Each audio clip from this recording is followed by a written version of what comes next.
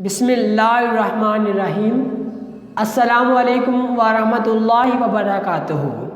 عزیز ناظرین کرام، آج میں آپ کو حضرت مولانا جلال الدین رومی رحمۃ اللہ علیہ کے کچھ ایسے اقوال زرعی بتاؤں گا جو کہ سونے کے ساتھ لکھنے کے قابل ہیں۔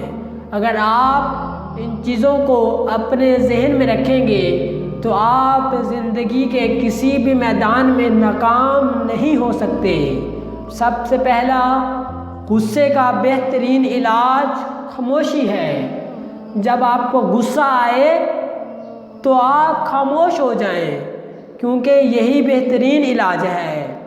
اور عزیز ناظرین کرام، مولانا جلال الدین رومی رحمۃ اللہ علیہ فرماتے ہیں، اچھا سوچو، کیونکہ انسان وہی کرتا ہے جو وہ سوچتا ہے، اور جاہل لوگوں سے کم ملو ورنہ وہ تجھے بھی جاہل بنا دیں گے۔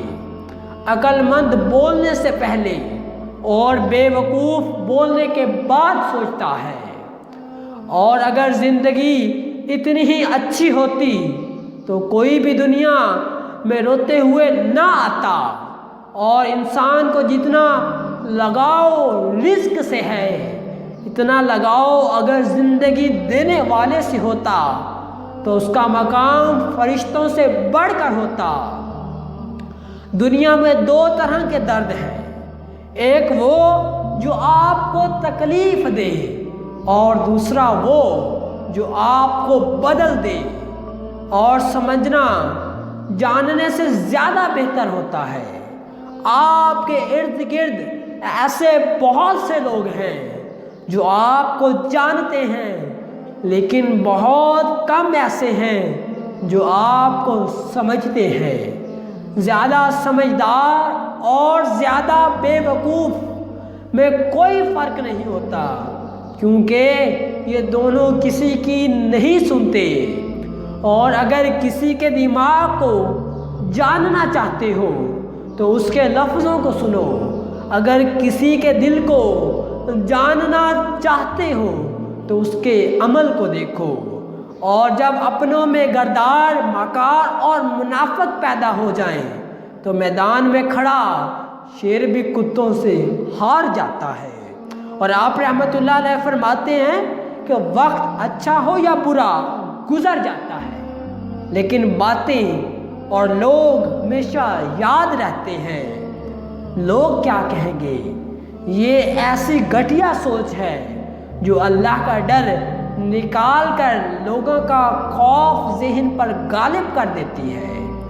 اور آپ رحمۃ اللہ علیہ فرماتے ہیں کہ نرم دل لوگ ہمیشہ دھوکہ کھاتے ہیں، کیونکہ وہ غلط لوگوں پر بھروسہ کرتے ہیں۔ اور مولانا جلال الدین رومی رحمۃ اللہ علیہ فرماتے ہیں کہ ہمیشہ ہم ایسے منافق لوگ ہیں، کسی کو تکلیف اس کے گناہوں کی سزا سمجھتے ہیں اور اپنی تکلیف کو آزمائش جانتے ہیں۔ کون اچھا ہے کون برا ہے، اس کے لیے خدا نے آپ کی رائے نہیں مانگی۔ اور عزیز ناظرین کرام، آپ رحمۃ اللہ علیہ فرماتے ہیں کہ ہفتے میں ایک بار ضرور کسی غریب کو اچھا کھانا کھلاؤ، اور اپنا مال کا کچھ حصہ اللہ کی راہ میں دے کر اللہ سے تجارت شروع کر دو۔ رزق اتنا بڑھ جائے گا کہ سنبھالا نہیں جائے گا۔ اس لیے ناظرین کرام، اپنے رزق میں وسعت کے لیے اللہ سے تجارت کریں، اپنے مال کو غریبوں، مسکینوں، یتیموں، بیواؤں میں تقسیم کریں، اور اللہ پاک سے تجارت کریں۔ انشاءاللہ اللہ پاک آپ کا رزق اس طرح بڑھائے گا کہ آپ سے سنبھالا نہیں جائے گا۔ عزیز ناظرین کرام، مزید اچھی ویڈیوز کے لیے اور اسلامک وظائف حاصل کرنے کے لیے ہمارے یوٹیوب چینل اسلامک وظائف لائبریری کو لازمی سبسکرائب کریں۔ جزاک اللہ خیرہ۔